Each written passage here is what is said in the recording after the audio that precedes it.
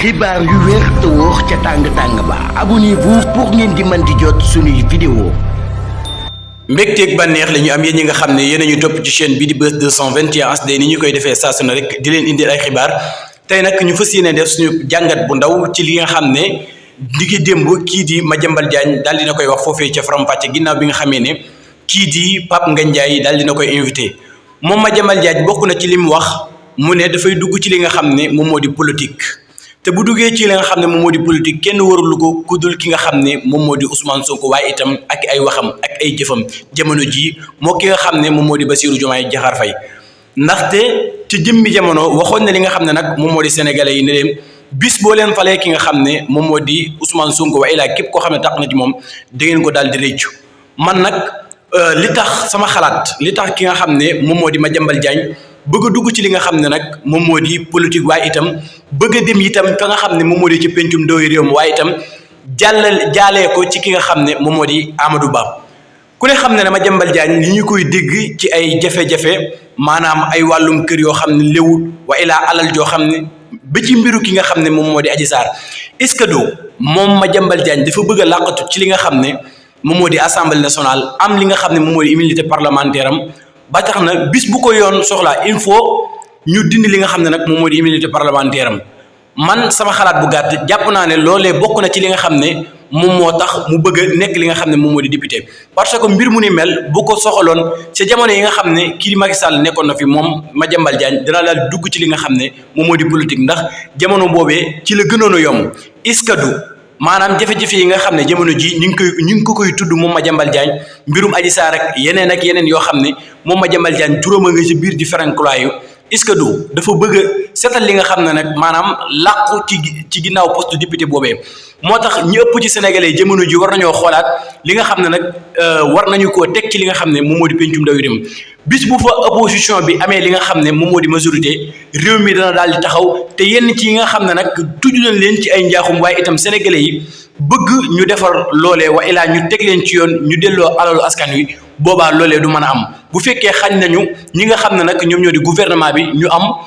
majorité foofee ci pencum ndawi réew ma bokk na ci leneen lam wax moom muy protocole ki nga xam ne nag moom ne protocole am na ci diggante ki nga xam ne moom moo di Bassirou Diomaye Faye ak itam ki nga xam ne moom moo di Ousmane Sonko loolee nag nekk ay mbir yu doy waar moom Madiambal Diagne di ci insister ba pare taxaw ci li nga xam ne moom moo di plateau bi ne bu ñu weddee li nga xam ne nag moom la ñuy wax nañu ko daal di wóolu ci yoon loolee nag nekk ay kàddu yoo xam ne yu rëy la yoo xam ne moom en tant que journaliste taxaw na ci li nga xam ne moom moo di Faram-Facce ak itam yeneen i plateau daal di wax mbir mu ni mel kon nag loolee li nga xam ne nag moom moo di gouvernement bi war nañu cee leeral itam loolu yi nga xam ne jamono ji ñu ngi koy wax waaye gis nañu njiitu réew ma woon moom taxaw na weddi mbir mu ni mel ba sit wicci waaye itam ba tey jii déggagul li nga xam ne nag moom moo di gouvernement bii nga xam ne Ousmane Sonko ko jiite waaye itam ak Bassirou Diomaye Diakhar Faye tontu ci mbir mu ni mel mais njiitu réew ma woon tontu na ci kon nag Madiambal Diagne kon ni mu leen ko waxee woon ci njëlbeen gi sama xalaat bu gàtt daal li nga xam ne tax na mu bëgg a dugg ci li nga xam ne moom moo di politique bu Sénégal te ay jamono amoon na possibilité dugg te booba la gënoon a yomb moo xam mu nekk lu manti doon ci li nga xam ne moom moo di wàllu politique defu ko woon est-ce que du jamono ji li nga xam ne ñu ngi ko ciy tudd duma denc di nga baamtu ci diggante li nga xam ne moom moo di Adji Sarr ak yeneen bokk na ci ñi nga xam ne wax na ko ci plateau bi ñëpp di ko dégg bokk na ci ñi nga xam ne jàppale nañu ki nga xam ne moom moo di Adji Sarr ngir mu génn li nga xam ne moom moo di réewum Sénégal ba tax na ki nga xam ne moom moo di Adji Sarr jamono ji bëggul lenn lu dul jamono ji ñëwaat fi nga xam ne nag moom moo di Sénégal la ko waral du leen lu dul nee na dafa bëgg a régler problème